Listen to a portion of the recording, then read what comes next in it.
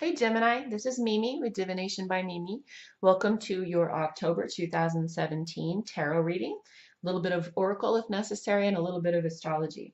So Gemini, you are a mutable sign.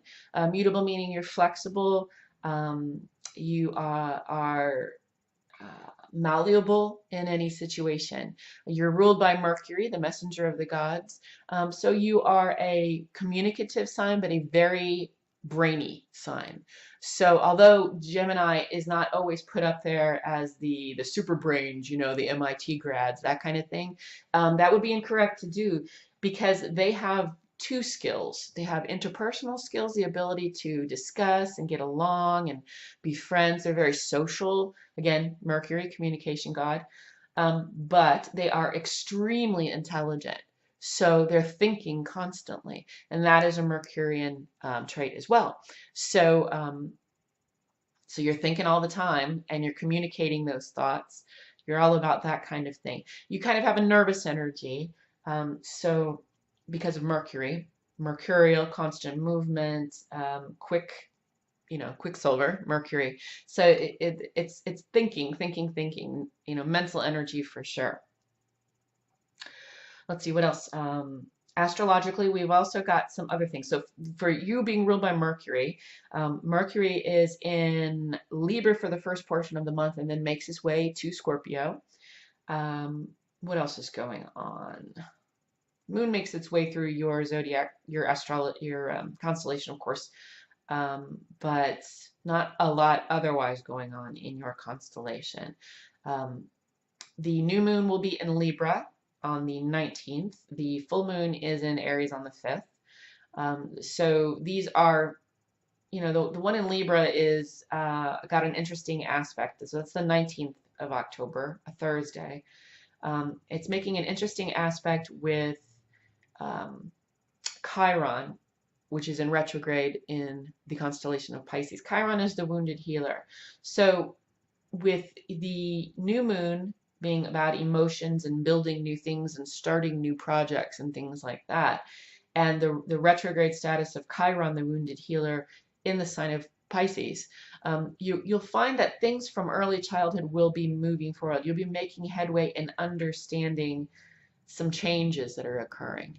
Um, in your life, changes, goals, projects that you've had perhaps since a young age. So let's say you're doing some psychological work on old wounds from childhood.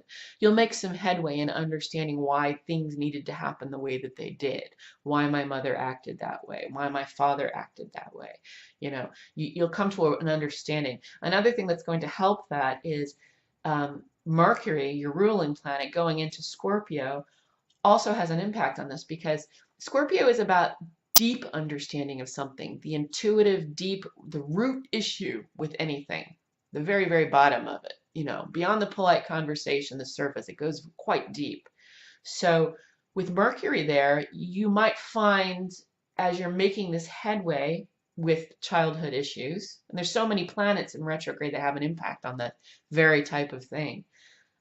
You might find that you are having some pointed questions. You're knowing the questions to ask to figure out the things that you need to figure out. So both of those astrological aspects are going to help you, particularly on this new moon, if you are making headway psychologically on just figuring things out from childhood. No one had a perfect childhood. There's always stickiness and messiness when it comes to interpersonal relationships because we're human. What else is going on? We still got Uranus in retrograde in the constellation of Aries. This is an impulsive, unpredictable, fast-moving energy. We've got, as I said, Chiron in retrograde in Pisces, but we also have Neptune, its ruling planet, in retrograde in Pisces. Jupiter, the sky god, is moving along with your ruler, Mercury, moving from Libra, where it has been for a while, into Scorpio. So this is bringing expansive energy once again to the shadow, the deeper stuff, the below the surface motivations for why we do what we do, why we act the way we do. So yet another move astrologically that's going to help you understand early childhood, early things that occurred, in your life that have motivated you and made you do the things that you do so far. Let's see. Excuse me. We've got Saturn is in Sagittarius, and then we've got Pluto gone direct at the end of last month in Capricorn. So I think that's all I wanted to mention astrologically. So let's get into your reading, Gemini. We're using the Morgan Greer, which is a Rider-Waite-Smith deck, and we're going to use a Celtic cross spread for your reading. For Gemini, October 2017, Gemini ruled by Mercury, malleable, mutable sign, flexible, comfortable, and just about, well, on the surface appears comfortable in every situation. Although a nervous energy, a communicative energy. So these are the social butterflies. Gemini doesn't like to be pinned in. So with all these planetary things occurring, what's going on with Gemini? October 2017.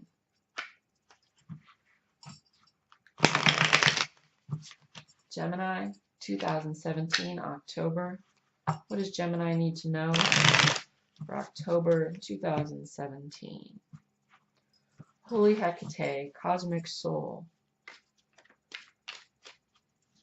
The world cosmic soul. Mother, torchbearer, key bearer. Guide through our shadow work in the underworld. Holy Hecate. What does Gemini need to know for October 2017? Gemini. Thank you. All right. We've got Cancer on the low octave is a central issue. Queen of Cups in reverse. And Two of Pentacles, the balancing act around that. So there's a Cancer in your life. And they're not acting on their high octave. They're not acting their best. Recent past, the Star. It's an Aquarian energy. It's a major arcana, so this is a life lesson energy for you, Gemini. In your past, could be an Aquarian, but with major arcana, these are usually energies around events, big stuff. So some kind of news or some kind of event or some kind of situation in your life in the recent past has an Aquarian feel to it. This could be, Aquarians tend to be about social justice, social change. Well, actually, normally it's actually a hermaphrodite, but this figure here is pouring, the water bearer is pouring water in both the water, but also the earth. And it's kind of a fecund land. There are stars forming a halo around her head. The ibis from Egyptian mythology is there, the head of Thoth. So this is this is a positive energy. The star card indicates health, happiness, a positive situation in your life. So something recently has happened that's very good, that's very fulfilling for you. It feels like a creative endeavor has given you some joy. Something you're doing creatively has given you some joy in the recent past. Foundation. The Four of Cups in reverse. So it looks as though this is like a creative endeavor, but it's also a relationship. It's like a friend. You've started some project with a friend that brings you both great joy. It could be the friends in Aquarius. It could be that the project is an Aquarian energy. But whatever this is, it brings great joy to your life. The foundation for this feeling, this low octave Cancer feeling or person, likely person in your life, has to do with some kind of an apathy. So it looks like perhaps this project is with, your partner is with a Cancer, and you don't feel the Cancer's pulling their weight. They're apathetic about it. So whatever this project is, you feel very strongly and passionately about, but the other party in this is not pulling their weight. So in the high octave, Cancer is a mother figure, really. They tend to bring people around them. They build their home to be a central point, to house and to comfort whatever dynamic they consider family to be, whether that's friends, familial, relationships, their partner, whatever it is. The low octave of Cancer can be laziness, and it can be apathy and depressiveness and moodiness. So it feels as though you're having to handle everything at the moment. um, because this Cancer is either depressed or doesn't feel the same energy that you do toward this project you've started. What's on your mind? The Emperor, which is a hyper masculine energy, and it's also another major arcana. So there's a male figure in your life, if it's not you, but again, that's an Aries card. So a Mars Aries card.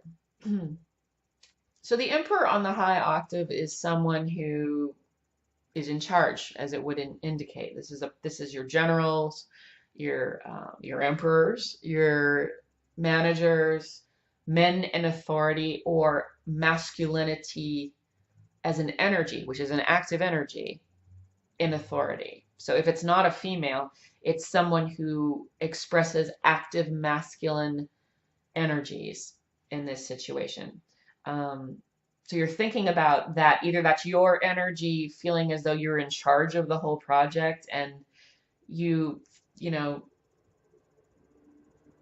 yeah, it feels like it's your energy and you feel like you're in charge. And the central issue with you having to be in charge and having to do the balancing act here is this apathetic nature of the Cancer that you seem to be partnered with. Near future. Good. So the fighting, whatever disagreements that you guys are coming to as it relates to the project, and this could be a relationship, but it feels like a creative endeavor, which could be the result of the relationship. And what I'm saying is it could be a coupling, an intimate relationship of some kind. But it feels more like a project, like you're doing something. Whatever infighting was occurring on this is going to stop. I don't know whether that's because this Cancer is going to come on board and share the responsibilities here, or if it means that they leave it. You literally are the captain of the ship and you take over everything. So you, Knight of Rods, so lots of fire here. Looks like you're holding the torch. Knight of Rods in reverse. So you are feeling impatient, impulsive. Knights are mutable energy, so this would be the Sagittarius card of fire. The rods or the wands are a fire energy. So you're feeling impatient. The Knight is young. The Knight, K-N-I-G-H-T, is a younger energy than the King is. So he's not fixed. He fluctuates. He's impulsive, and he puts a lot of fire and passion into a lot of different things at a lot of different times. So some of that is good because it actually allows that energy to handle a lot of projects at one time. But it also can really expend your energy, and sometimes it's wasted energy. So watch this low octave tendency here in you. People see you. So they see you as if you are kind of waiting for some kind of message to get whatever project this is off the ground. They think you're waiting on this Cancer, or they think that you're waiting. I'll try to get clarification. Your worst fear or your greatest hope? The Knight of Swords, which is yet another Aquarian energy. So you're really focused on this project. Yeah. This project is very, very important to you. You have a lot of passion, a lot of fire here with this project. Fire, fire, fire, fire. So it feels as though you're going to be taking it on completely 100%, and this person's not going to step up to the plate. Or it's your greatest hope. So maybe subconsciously you're hoping that this partner is going to become a silent partner, or is going to dismiss themselves or excuse themselves from their duties completely, so that you're not having to ceremoniously get their input when it really doesn't matter because they're completely apathetic and you're carrying the whole game. Final outcome. Knight of Pentacles, which is a Taurian energy on the low octave, which is a stubborn, kind of slow-moving energy. So we'll get some clarification on this Page of Rods, which is how other people are seeing you, and this King of Pentacles. My first instinct is that this Cancerian energy or person that you're partnered with in this project is holding you back. That you're kind of waiting in vain, and it seems like everyone can see that you're kind of waiting in vain. But I am going to get some clarification on these two. I'm going to use the Norse runes, see what we get here for the Page of Wands in reverse, for what other people see for Gemini 2017. October 2017. What do we get? Perdro in reverse. Sorry, it's early. My memory's not great, and I don't have a full cup of coffee in me. All right, Perdro in reverse. Perdro, where are you?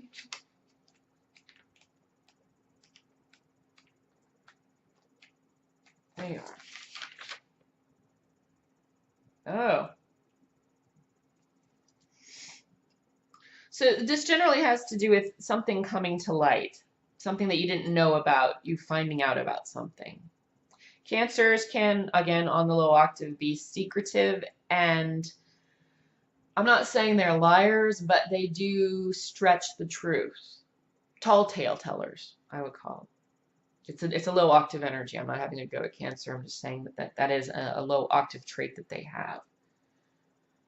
So something's going to come to light. It seems like everybody else is seeing something you're not about this. And that there could potentially be an unpleasant surprise that causes delays with this project. It could be a partnership, like a romantic partnership, but it feels really like a project, which maybe you're viewing it as. So we've got Perdro here, which is some kind of unpleasant secret coming to light. Let's see what's going on with the King or the Taurian energy.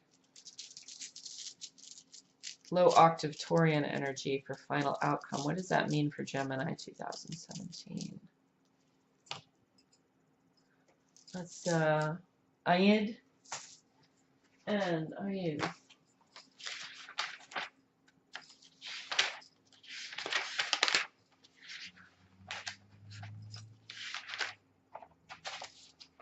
Bear with me. Or is it Niyad?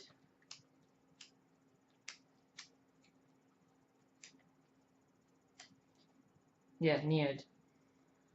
You got it on the high octave. Yeah, okay. So so unfortunately, sorry to say this, but this partnership where you're holding all the responsibility and this low octave Cancer is causing fighting and discord and not holding their own in the partnership, in the project. When you come to the point where you're finding out what everyone else seems to see about this person, about this Cancerian person, or this person displaying low octave Cancer traits, and again, not having a go at Cancer, it's just that we all have a shadow side, and Cancer has the shadow side of apathy. They stretch the truth a little bit. So some kind of secret's going to come to light. It's not going to be a pleasant one, and that's going to cause some delays. But ultimately, you will be taking on, which is, I think, what you want. I think ultimately what you want and your hope is that you're going to spearhead the whole thing, because you have been anyway. This has been ceremony only. The partnership and the playing along and the fighting has been really for nothing, because ultimately you've been spearheading the whole project, and it looks like you will be in the future. So what I would expect as it relates to this partnership on this project that gives you joy is to find out some secrets or something that's not pleasant about this person that will finally not only end the fighting, but end possibly the connection as it relates to the project anyway. It's going to cause some delays, slow things down a little bit. Expect that. You're practical and intelligent. You know that that's a possibility. But you ultimately will be spearheading it, which it looks like you have the entire time, whatever this project is. And it's a good project. Don't let this and the delays that are likely as a result of this information you're going to learn, make you feel as though this isn't a worthwhile project, because it definitely is. Again, this is obviously for someone specifically. It may not resonate with all Geminis at the moment. But, if you have a question or something you'd like pointed more in your life, Feel free to email me at memememes@hotmail.com, Gemini, if you'd like your own personal reading. If you have questions, you can email there as well or leave them in the comment section below. But I think this pretty much wraps up you, Gemini. Enjoy October, enjoy the new and full moon, and I will see you in November. Take care, Gemini.